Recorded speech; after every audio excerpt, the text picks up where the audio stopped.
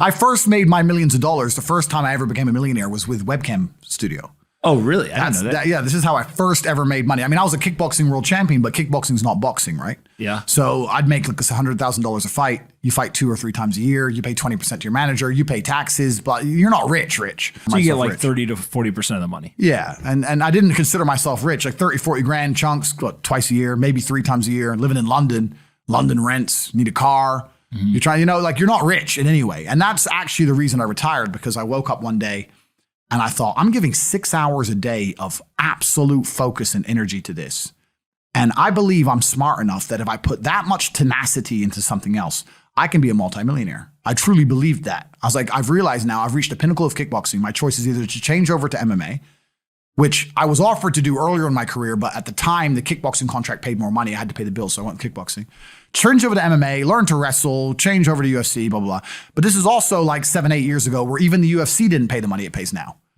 But the UFC still doesn't pay that much money from what I understand. No, if you're like top 5 or champion, yeah. But most of the dudes you're going to see there in the prelims, they're getting 10 grand a fight, 9 grand a fight. It's nothing, right? So it'd be like starting my career all over again. And at the age of 28, I thought, I don't have the gumption to start again. I've been through hell for this. I've broken my hand 8 times. My ribs have been broken. I don't want to do this all over again. So what do you do when you realize that, hey, maybe I don't want to keep fighting? I decided to get rich. What does that mean to you? When you're sitting there, you're getting, $30,000, $40,000 kind of net on a per fight basis. Is rich to you like, hey, I want a couple $100,000, $1 million, $20 million, $1 billion? I wanted 30 or 40,000 every month. 30 or 40,000 every month. So about $500,000 a year, give or take. Okay. I thought if I had that much money, I could do whatever I wanted. Okay. That's what I decided I wanted to do. So what's step one that you do? So step one is, maybe that's how we ended up here together, my friend. Step one is, I decided to be very logical about it. Chess player, right? So it's like, I want money. What is money? How do banks work? How does credit work? What's fractional reserve banking? All these things we now know to be the biggest cons of the century, right? So I'm sitting there researching money for days and days and days. And then I get more mad because I'm like, whoa, money's trash and I don't have any. Now I'm really annoyed, right? I thought like everyone else did that, everyone puts their money in the bank and the bank takes some of other people's money and lends it out. I didn't know they invented it from the sky. I still at that point thought money was linked to gold. I didn't know nothing. So I'm learning all this stuff and I'm getting really angry. I'm like, now this is really annoying me. So anyway, I had a piece of paper there and I'm in my research phase and it start writing down some dude on YouTube. I don't know who he was, some dork. He was a pro gold guy. This is before, maybe Bitcoin was probably around then, but like early. He was a pro gold guy saying buy gold, buy gold, buy gold. And he was saying the difference between an asset, a liability, et cetera, et cetera. So I started trying to write down what I had. I was like, I have an apartment, I have a BMW. I'm in good shape, but I already use that for fighting. What can I do? I can play chess. I'm just writing down the things I have and what I'm good at. And then I kind of realized, I was like, I've got like 8 girlfriends. But because I was traveling the world, and if you win, you get a ring girl. It's kind of like she's banging the winner, right? You win a world title, you get to choose the ring girl you want. It's pretty easy, right? So I had a girlfriend in Slovakia, I had a girlfriend in France, I had a girlfriend in England, all these girlfriends. Do they know about each other? No. Okay. But they find out pretty soon. So I had all these girlfriends, so I'm like, maybe I could open a strip club and like be a pimp, and, be a gangster about it, And then that opening strip club that's literally the first thing you thought about was open a strip club? Well, I thought I have these beautiful girls. How can this is before like Twitch existed. So I was like, what can I do with these hot girls? I was like, it's just an asset, right? There's these girls and a lot of them were messaging me. They thought I was this millionaire world champion. They all wanted to come London, live with me and thought I was a big boy millionaire and all this stuff. So it's like they do because of social media. Well, partially because of that. And also because they met me. I turn up, I fight, I win the world title, I leave. We're texting each other. They assume I'm this big boy, right? So I'm kind of like, what am I going to do? What am I going to do? I thought, man, I investigated strip clubs, way too much money. But this asset class of beautiful women was kind of on my mind for a few days. And then by absolute coincidence, I stumbled upon somewhere on the internet. I was on one of those websites where you used to download like free games and bullshit from. And in the corner somewhere it said, hot girls want to talk to you now or something. I said, hot girls. So I clicked on that, not because I was interested, but because I thought I have hot girls. And it was one of those webcam websites. And I was like, so these girls sit here and talk to dudes for money.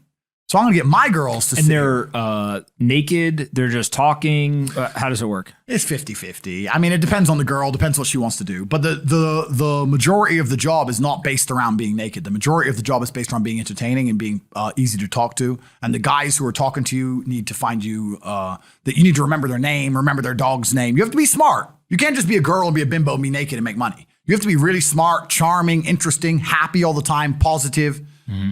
And I thought, I'm going to try this. So I messaged all 5 of my girlfriends, told them I had a job for them, explained to them what I was going to do. I was going to launch this company. 4 of them agreed. All 4 flew in, sat around the same table. They were all like, who's she, who's she, who's she? I'm like, well, you're all my girlfriends. 2 more left. And then 2 stayed. And that was the beginning of my little attempt at a webcam empire. And I put the girls there. And my role in it all was I did all the tech side of stuff, which was the first thing, of course. And then also, and I get called a pimp a lot. But and the reason I use the term is because I don't see it as a negative term. I see it as positively inspirational and motivating person. I'd motivate the girls. I'd make sure they did their job properly. If they had a bad day online, I'd come up with a good excuse for them. Oh, it's been a football game. It's been really busy. Don't worry. You're so beautiful. Don't be upset. You did better than her. You did the best today. I keep everything organized, put the schedules together, all that kind of stuff. And is it hard? It's hard because women have to want to work for you. Okay. Women have to want to obey you. That's what's hard. And you don't do that. This is one of the biggest misconceptions. I really want to clear this up. People in the movies and stuff, pimps are like aggressive, mean men. Complete opposite. Pimps are more like James Bond. James Bond's a pimp. He sleeps with a girl to get information. He doesn't care about her. He is absolutely and utterly a pimp. He doesn't hit her.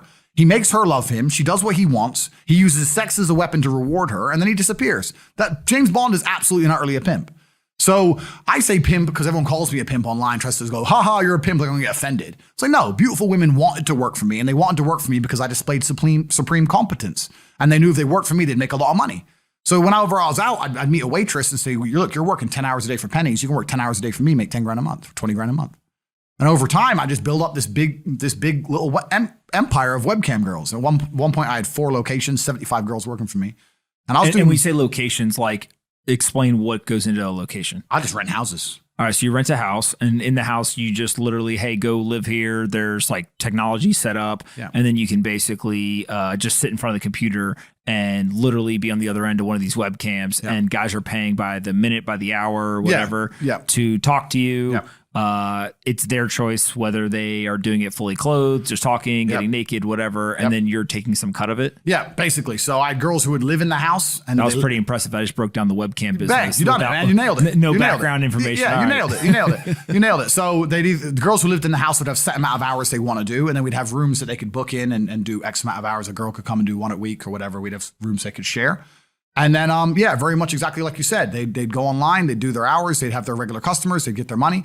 And then I'd take around half of the money, around 50%. You take 50%. Around 50%. Okay. Is that high or low compared to the rest of the industry? I'll tell you why it's very low. It's low because every time a girl would quit and try and do it by herself, she'd make a fraction of the money overall because she hasn't got the instruction. She hasn't got the motivation. She's just lazy with it, right?